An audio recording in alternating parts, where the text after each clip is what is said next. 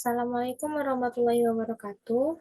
Perkenalkan, nama saya Nadia Mokfirah dengan NIM 210600888.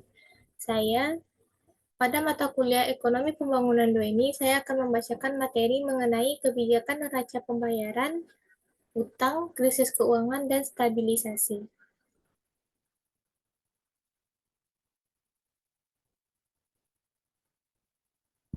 Materinya yaitu yang pertama, keuangan dan investasi internasional, isu-isu utama.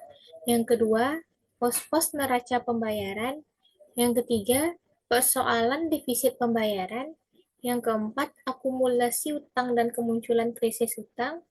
Yang kelima, upaya penanggulangan instabilitas makroekonomi, kebijakan stabilitas IMF, serta kritik terhadap kebijakan tersebut.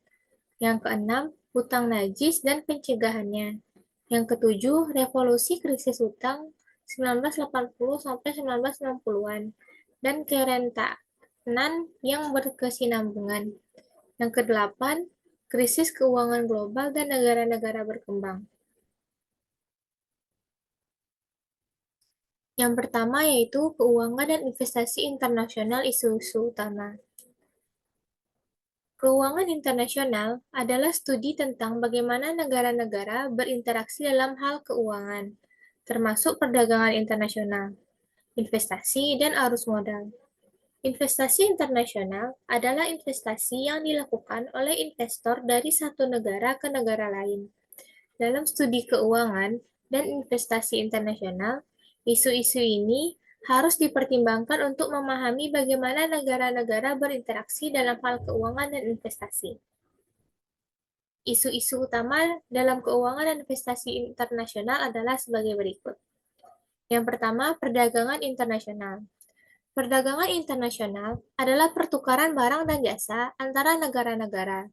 Isu-isu yang terkait dengan perdagangan internasional meliputi kebijakan perdagangan, proteksionisme, dan dampak perdagangan terhadap pertumbuhan ekonomi. Yang kedua, investasi asing langsung.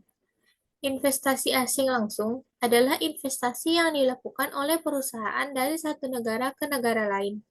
Isu-isu yang terkait dengan investasi asing langsung meliputi regulasi investasi, hak kepemilikan, dan dampak investasi terhadap pertumbuhan ekonomi. Yang ketiga, arus modal. Arus modal adalah aliran utama antara negara-negara. Isu-isu yang terkait dengan arus modal meliputi kebijakan moneter, nilai tukar, dan dampak arus modal terhadap pertumbuhan ekonomi. Yang keempat, utang luar negeri.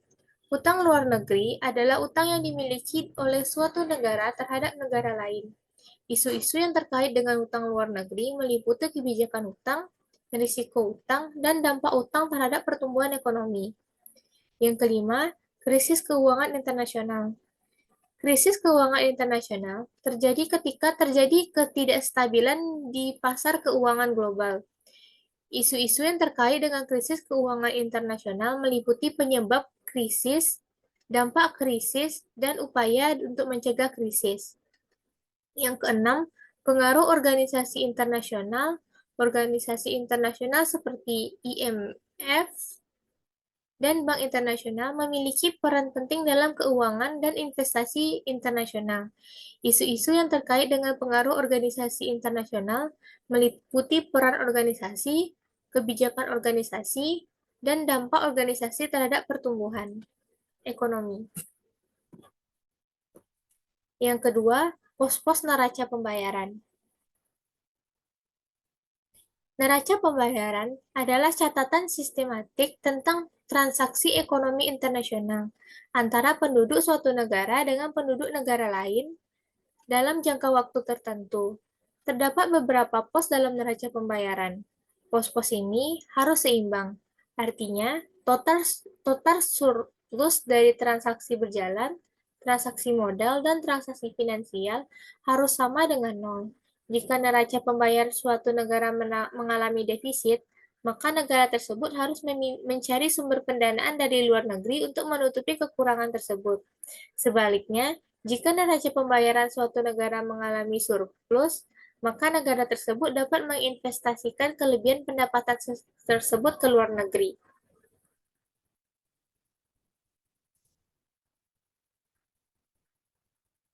Pos-pos neraca pembayaran yang pertama yaitu transaksi berjalan. Transaksi berjalan mencakup perdagangan barang dan jasa, pendapatan dari faktor produksi, dan transfer unilateral. Neraca transaksi berjalan yang surplus menunjukkan bahwa negara tersebut memiliki lebih banyak pendapatan dari luar negeri daripada pengeluaran ke luar negeri. Sedangkan neraca transaksi berjalan yang defisit menunjukkan sebaliknya. Yang kedua, transaksi modal. Transaksi modal mencakup investasi langsung, investasi portofolio, dan perubahan cadangan internasional.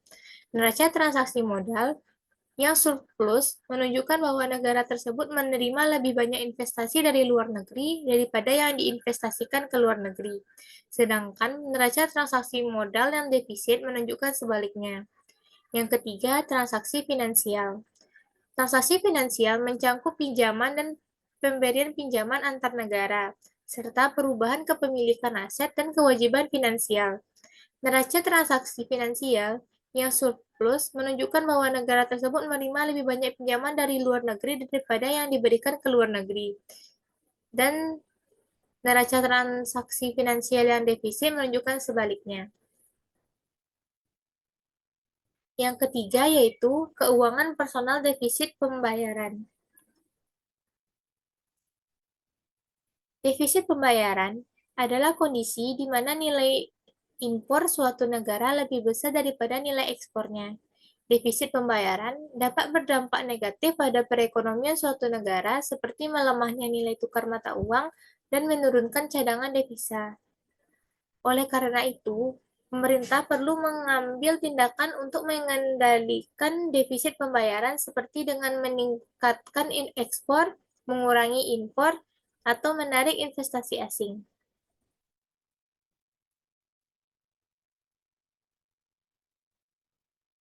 Defisit pembayaran dapat terjadi karena beberapa faktor seperti yang pertama, ketergantungan impor. Jika suatu negara sangat bergantung pada impor, maka memenuhi kebutuhan dalam negerinya. Untuk memenuhi kebutuhan dalam negerinya, maka defisit pembayaran dapat terjadi karena nilai impor yang lebih besar daripada nilai ekspor. Yang kedua, ketergantungan pada ekspor komoditas. Jika suatu negara sangat bergantung pada ekspor komoditas tertentu, seperti minyak atau gas, maka defisit pembayaran dapat terjadi jika harga komoditas tersebut turun di pasar internasional. Yang ketiga, ketergantungan pada pinjaman luar negeri. Jika suatu negara terlalu bergantung pada pinjaman luar negeri untuk membiayai pembangunan atau kegiatan ekonomi lainnya, maka defisit pembayaran dapat terjadi jika negara tersebut tidak mampu membayar kembali pinjaman tersebut.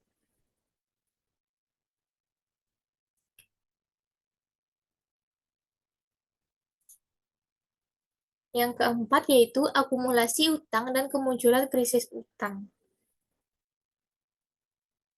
Akumulasi utang terjadi ketika suatu negara terus-menerus meminjam uang dari luar negeri untuk membiayai kegiatan ekonominya. Akumulasi utang yang tidak terkendali dapat membawa risiko besar bagi perekonomian suatu negara. Beberapa faktor yang dapat menyebabkan akumulasi utang antara lain yaitu yang pertama, defisit neraca perdagangan. Ketika suatu negara mengimpor lebih banyak barang dan jasa daripada yang diekspor, maka neraca perdagangan negatif dan negara tersebut harus meminjam uang dari luar negeri untuk membayar defisit tersebut. Yang kedua, defisit kebijakan finansial yang buruk. Kebijakan finansial yang buruk seperti pengeluaran pemerintah yang tinggi dan pajak yang rendah dapat menyebabkan defisit anggaran yang harus ditutup dengan meminjam uang dari luar negeri. Yang ketiga, kebijakan moneter yang buruk. Kebijakan moneter yang buruk, seperti suku bunga yang terlalu rendah, dapat menyebabkan arus modal keluar dari suatu negara dan memaksa negara tersebut untuk meminjam uang dari luar negeri. Kemunculan krisis utang terjadi ketika suatu negara tidak mampu membayar kembali utangnya. Beberapa faktor yang dapat menyebabkan kemunculan krisis utang antara lain yaitu kebijakan finansial dan moneter yang buruk, Kebijakan finansial dan moneter yang buruk dapat menyebabkan defisit anggaran dan neraca perdagangan yang tinggi, sehingga negara harus meminjam uang dari luar negeri untuk membayar defisit tersebut. Kenaikan suku bunga, kenaikan suku bunga. Yang kedua, kenaikan suku bunga. Kenaikan suku bunga dapat menyebabkan beban bunga yang harus dibayar oleh suatu negara meningkat, sehingga negara tersebut kesulitan untuk membayar kembali utang-utangnya. Yang ketiga, turunnya harga komoditas. Negara-negara yang tergantung pada ekspor komoditas dapat mengalami kesulitan ketika harga komoditas turun sehingga pendapatan negara menurun dan negara tersebut kesulitan membayar utangnya. Yang keempat, krisis keuangan global. Krisis keuangan global dapat menyebabkan arus modal keluar dari suatu negara dan memperburuk situasi keuangan negara tersebut.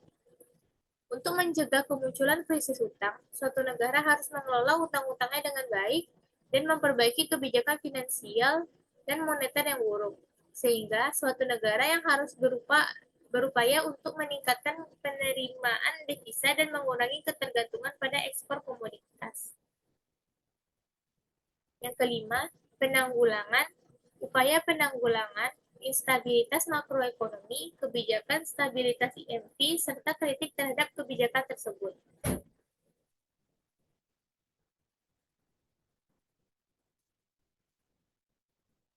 Upaya penanggulangan instabilitas makroekonomi dapat dilakukan dengan berbagai cara, termasuk dengan kebijakan stabilitas IMF klasik. Berikut adalah penjelasan mengenai upaya penanggulangan instabilitas makroekonomi dan kebijakan stabilitas IMF klasik, serta kritik terhadap kebijakan tersebut. Yang pertama, upaya penanggulangan stabilitas makroekonomi, yaitu dengan kebijakan fiskal. Pemerintah dapat menggunakan kebijakan fiskal untuk menstabilitaskan perekonomian, seperti menaikkan atau menurunkan pajak, menaikkan atau menurunkan pengeluaran pemerintah, dan mengeluarkan stimulasi fiskal. Selanjutnya, kebijakan moneter. Bank sentral dapat menggunakan kebijakan moneter untuk menstabilkan perekonomian, seperti menaikkan atau menurunkan suku bunga, mengeluarkan stimulus moneter, dan melakukan investasi pasar valuta asing. Selanjutnya, kebijakan struktural. Pemerintah dapat melakukan reformasi struktural untuk meningkatkan efisiensi dan produktivitas perekonomian seperti reformasi sektor keuangan dan reformasi sektor energi dan reformasi sektor pendidikan. Kebijakan stabilitas inflasi klasik yaitu kebijakan fiskal, kebijakan moneter, dan struktural. Kritik terhadap kebijakan stabilitas IMF klasik menurut Todaro.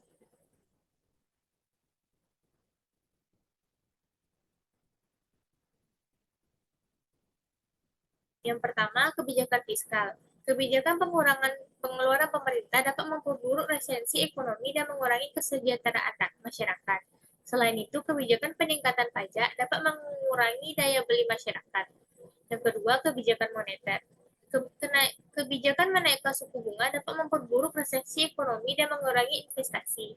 Selain itu, kebijakan menarik modal asing dapat meningkatkan ketergantungan negara pada modal asing.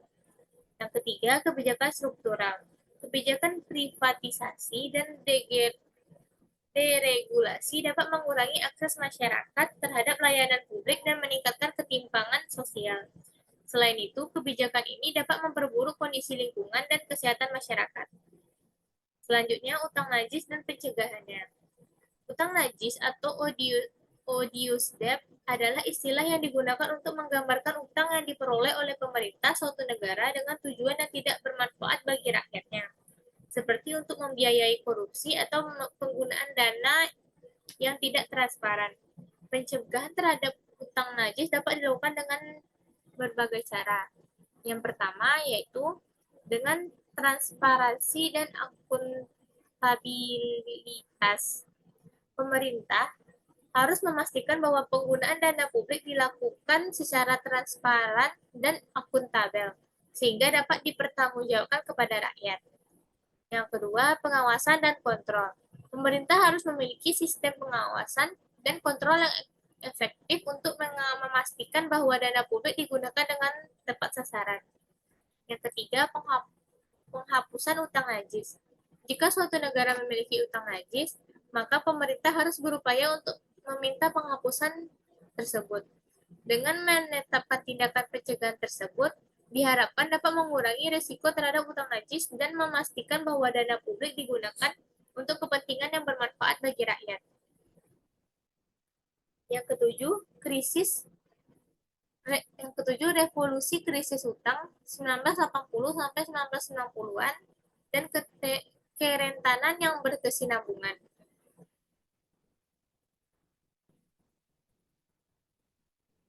Revolusi krisis utang pada tahun 1980 sampai 1960-an terjadi ketika banyak negara berkembang mengalami kesulitan dalam membayar utang luar negeri mereka. Krisis ini disebabkan oleh beberapa faktor seperti kenaikan suku bunga internasional, penurunan harga komoditas, dan kebijakan ekonomi yang buruk. Kerentanan terhadap krisis utang masih berlanjut hingga saat ini dan dapat terjadi karena beberapa faktor seperti yang pertama, ketergantungan pada impor. Jika suatu negara bergantung pada impor untuk memenuhi kebutuhan dalam negerinya, maka negara tersebut rentan terhadap fluktuasi harga komoditas dan nilai tukar mata uang yang dapat memperburuk defisit neraca perdagangan dan memperbesar resiko krisis utang. Yang kedua, ketergantungan pada pinjaman luar negeri. Jika suatu negara terlalu bergantung pada pinjaman luar negeri untuk membiayai pembangunan atau kegiatan ekonomi lainnya, maka negara tersebut rentan terhadap fluktuasi suku bunga internasional dan risiko gagal bayar. Yang ketiga, kebijakan ekonomi yang buruk. Jika suatu negara menerapkan kebijakan ekonomi yang buruk seperti subsidi yang tidak tepat sasaran atau pengeluaran pemerintah yang tidak terkendali, maka negara tersebut rentan terhadap defisit anggaran dan risiko krisis uang. Untuk mencegah krisis uang, Todaro menyarankan beberapa tindakan seperti yang pertama, meningkatkan ekspor. Negara-negara berkembang perlu meningkatkan ekspor untuk memperkuat neraca perdagangan dan mengurangi ketergantungan pada impor. Yang kedua, mengurangi ketergantungan terhadap pinjaman luar negeri. Negara-negara berkembang perlu mengurangi ketergantungan pada pinjaman luar negeri dengan meningkatkan investasi domestik dan memperkuat sektor real. Yang ketiga, menerapkan kebijakan ekonomi yang baik. Negara-negara berkembang perlu menerapkan kebijakan ekonomi yang baik seperti pengeluaran pemerintah yang terkendali dan subsidi yang tepat sasaran untuk mengurangi risiko defisit anggaran dan krisis utang.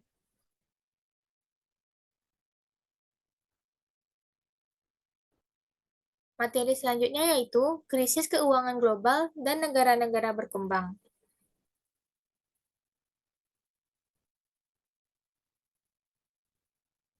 Krisis keuangan global adalah krisis yang terjadi pada sektor keuangan dunia yang mempengaruhi banyak negara, termasuk negara-negara berkembang. Menurut Todaro, krisis keuangan global dapat mempengaruhi negara-negara berkembang dengan berbagai cara, seperti yang pertama ketergantungan terhadap investasi asing.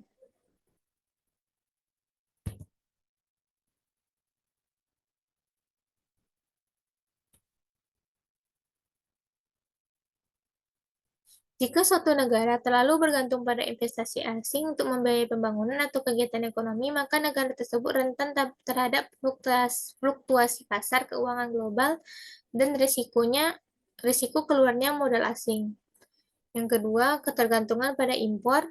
Jika suatu negara bergantung pada impor, memenuhi kebutuhan dalam negerinya, maka negara tersebut rentan terhadap fluktuasi komoditas dan nilai tukar mata uang yang dapat memperburuk defisit neraca perdagangan dan memperbesar krisis keuangan. Yang ketiga, kebijakan ekonomi yang buruk. Jika suatu negara menerapkan kebijakan ekonomi yang buruk seperti pengeluaran pemerintah yang tidak kendali, maka negara tersebut rentan terhadap defisit anggaran dan risiko krisis keuangan. Selanjutnya, untuk mengurangi kerentanan terhadap krisis keuangan global, Todaro menyarankan beberapa tindakan seperti yang pertama, meningkatkan investasi domestik. Negara-negara berkembang perlu meningkatkan investasi domestik untuk memperkuat sektor real dan mengurangi ketergantungan pada investasi asing. Yang kedua, meningkatkan ekspor. Negara-negara berkembang perlu meningkatkan ekspor untuk memperkuat neraca perdagangan dan mengurangi ketergantungan pada impor. Yang terakhir, menerapkan kebijakan ekonomi yang baik. Negara-negara berkembang perlu menerapkan kebijakan ekonomi yang baik seperti pengeluaran pemerintah yang terkendali dan subsidi yang sasaran tepat untuk mengurangi resiko defisit anggaran dan krisis keuangan.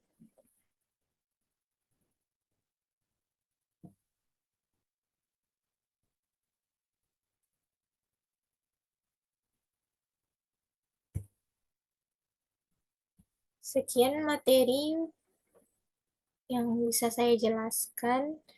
Mohon maaf jika ada kesalahan. Assalamualaikum warahmatullahi wabarakatuh.